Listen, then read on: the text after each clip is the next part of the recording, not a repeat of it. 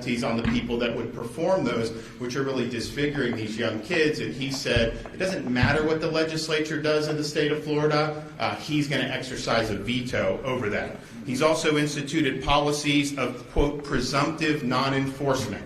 And this involves an array of different things, and you'll probably hear Sheriff Cronister and some of the other law enforcement officers talk about it, but that is not consistent with the role of a prosecutor. Yes, you can exercise discretion in an individual case, but that discretion has to be individualized and case specific. You can't just say you're not going to do certain offenses. And then most recently, after the Dobbs decision was rendered by the U.S. Supreme Court, he signed a letter saying he would not enforce any laws relating to protecting the right to life in the state of Florida. And mind you, we have had prohibition on third trimester abortions for a long time.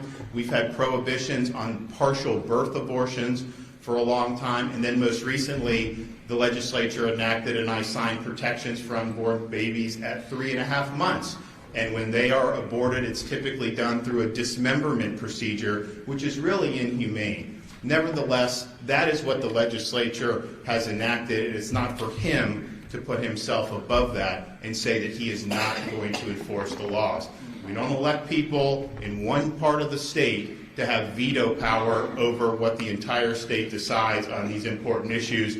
The Constitution of Florida has vested the veto power in the governor, not in individual state attorneys. And so when you flagrantly violate your oath of office, when you make yourself above the law, you have violated your duty, you have neglected your duty, and you are displaying a lack of competence to be able to perform those duties. And so today we are suspending State Attorney Andrew Warren effective immediately.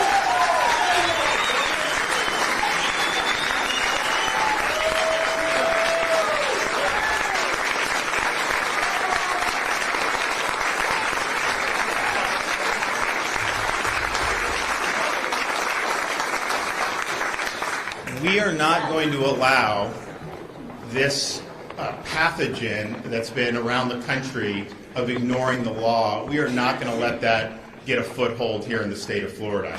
We are going to make sure that our laws are enforced and that no individual prosecutor puts himself above the law. And I can tell you the states and the localities that have allowed this to happen, they are ruining the day. You want to know why some people are moving to Florida? Because their communities are no longer safe thanks to prosecutors that think they know better than the people's representatives and they get to pick and choose which laws that they are enforcing. So this was something that had a lot of input around the state. This is something that I think is a very, very important issue across our country, that this movement would be allowed to take hold, where you basically elevate your own personal conception of, quote, social justice over what the law requires of you. And I would note, those who say this represents social justice, look at San Francisco. They had to recall this prosecutor who was put in, funded by people like George Soros, saying he's not going to prosecute. They did the recall election. He was recalled, even in a very liberal jurisdiction, but the places that voted to keep him were the affluent communities who are not bearing the brunt of the policies. The places that voted to recall him were the working class communities, because they bear the burden of ignorance and refusal to enforce the law. And so what this is all about is really, when you uphold the rule of law, you are protecting the most vulnerable in our society. That's why we have a rule of law.